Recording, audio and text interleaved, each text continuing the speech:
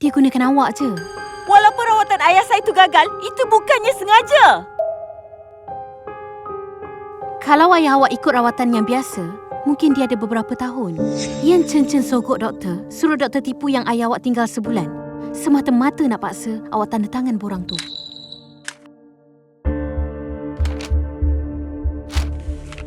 Tak mungkin.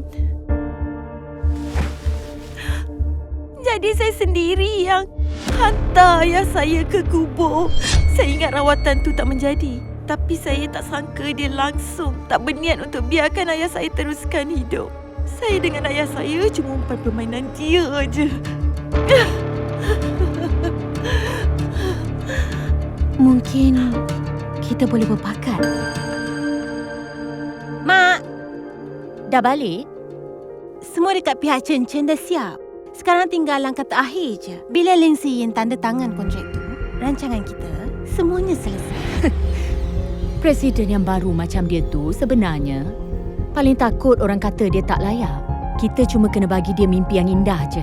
Cakap kononnya, syarikat nak disenarai awam. Mesti dia terus tanda tangan. Betul tu. Bila dia dah tanda tangan, duit yang Lin Group labuhkan akan terus tersekat. Bukan 2 tahun. 3 bulan pun tak dapat nak bertahan. Bila harga saham jatuh nanti, Chen boleh beli masa harga betul-betul rendah. Dia langsung tak ada peluang nak bangkit. Lepas tu kita tunggu je dan kutip hasil. Pasal papa tu, Jangan risaulah, biar mak uruskan.